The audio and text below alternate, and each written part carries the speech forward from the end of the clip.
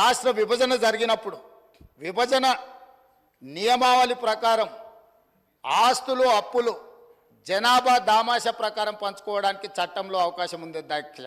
స్పష్టంగా ఛత్తీస్గఢ్, జార్ఖండ్ ఇవన్నీ రాష్ట్రాలు ఏర్పడినప్పుడు ఒక సమస్యను ఎదుర్కొన్నారు. ఆనాడు దిగ్విజయ్ సింగ్ గారు ముఖ్యమంత్రిగా ఉన్నప్పుడు చట్టంలో ఉన్న అంశం ఏంటంటే విద్యుత్తు ప్రాజెక్టులు ఏ ప్రాంతంలో విద్యుత్తు ఉత్పత్తి చేసే సామర్థ్యం ఉన్నదో అవి ఆ ప్రాంతానికే ఇచ్చేసే విధానం ఉంది చట్టంలో. తద్వారా ఆనాడు మధ్యప్రదేశ్ సీరియస్ పవర్ క్రైసిస్ని ఎదుర్కొన్నది. ఉత్పత్తి చేసేటివేమో కొత్తగా ఏర్పడ్డ రాష్ట్రానికి వెళ్ళిపోయినాయి.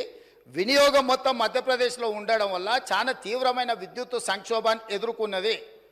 అదే సందర్భంలో ఉమ్మడి రాష్ట్రంలో కిరణ్ కుమార్ రెడ్డి గారు కటెపుల పట్టుకొని మొత్తం ఇవన్నీ చెప్పిండు. విడిపోతే తెలంగాణ చీకటి అయిపోతుంది, ఎందుకంటే నియమావళి ఇట్లు ఉన్నది కాబట్టి ఇది అటు పోతుందని. అప్పుడు తక్షణమే తెలంగాణ ప్రాంతం నుంచి పార్లమెంట్ సభ్యులు ఇక్కడనే ఉన్నారు, పొన్నం ప్రభాకర్ గారు, రాజగోపాల్ రెడ్డి గారు, అదేవిధంగా వివేక్ గారు, వీళ్ళందరూ కలిసి నిజంగానే ఈ విధానం వల్ల తెలంగాణకు నష్టం జరుగుతుంది, ఈ ఉత్పత్తి చేసే సామర్థ్యం అంతా ఆంధ్రప్రదేశ్లో ఎక్కువ ఉంది, తెలంగాణలో తక్కువ ఉంది, అందుకే తెలంగాణ ఉద్యమం వచ్చింది కాబట్టి ఈ విధానంతో ముందుకు వెళ్తే తెలంగాణకు నిజంగానే చీకటి రోజులు వస్తాయి, దీన్ని సరిదిద్దాలి అని చెప్పి వీళ్ళందరూ కలిసి ఆనాడు కేంద్ర మంత్రి జైపాల్ రెడ్డి గారి దగ్గర వెళ్ళి కూర్చున్నారు అధ్యక్ష. జైపాల్ రెడ్డి గారు అప్పుడు అందరితో చర్చించి తెలంగాణలో విద్యుత్ రంగ నిపుణులతో మాట్లాడి ఏం చేస్తే బాగుంటుంది అని అంటే ఒక సవరణ తీసుకురావాలి. ఏంది?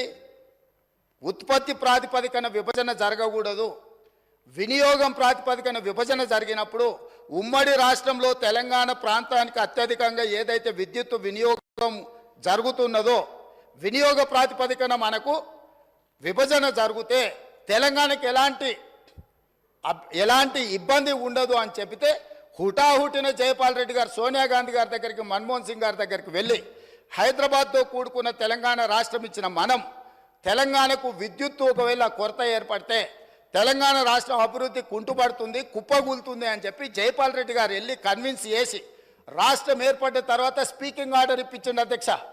విభజన చట్టంలో లేని, రాజ్యాంగంలో లేని ప్రత్యేకమైన మినహాయింపు ఒక్క తెలంగాణ రాష్ట్రానికి ఆనాడు ఇక్కడ ఉన్న ఎమ్మెల్యేలు ఆనాడు ఎంపీలుగా పోయి జైపాల్ రెడ్డి గారితో మాట్లాడితే జైపాల్ రెడ్డి గారు కేంద్ర మంత్రిగా ప్రధానమంత్రి మన్మోహన్ సింగ్ గారిని, యూపీఏ చైర్పర్సన్ సోనియా గాంధీ గారిని ఒప్పించి వినియోగం ప్రాతిపదికన 53.46% అంటే దాదాపుగా 54% తెలంగాణ రాష్ట్రానికి, 46% ఆంధ్రప్రదేశ్ రాష్ట్రానికి.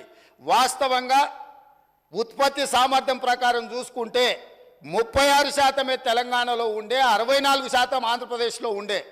విభజన చట్టం ప్రకారం తెలంగాణకు 36% వచ్చే విధంగా, ఆంధ్రప్రదేశ్కి 64% వచ్చే విధంగా ఉంటే జైపాల్ రెడ్డి గారు తీవ్రమైన కృషి చేసి తెలంగాణ రాష్ట్రానికి 53.46% ఇప్పించి కేంద్ర ప్రభుత్వాన్ని నుంచి ఆదేశాలు ఇప్పించి ఆనాడు తెలంగాణ రాష్ట్రాన్ని చీకట్ల నుంచి కాపాడింది అధ్యక్ష. ఇక్కడ కూర్చున్న వాళ్ళు పొంకనాలు కొడుతున్నోడు ఎవడేం చేయలే. అదేవిధంగా ఆనాడు నేను తెలుగుదేశంలో ఉన్న ఎమ్మెల్యేగా ఇదే సభలో ఇక్కడనే చంద్రశేఖరరావు గారు ముఖ్యమంత్రిగా ఉంటే అక్కడ ప్రతిపక్ష నాయకుడిగా విద్యుత్తు మీద చర్చ జరిగింది. ఆనాడు సమాధానం చెప్పలేక తెలంగాణకు చీకటి రోజులని పేపర్లు కింద కొట్టి ఆనాడు స్పీకర్ గారికి ఇక్కడి నుంచి హుకుం జారీ చేసి మార్షల్స్ను పెట్టి నా నీడ్చి బయటపడేపించింది అధ్యక్ష.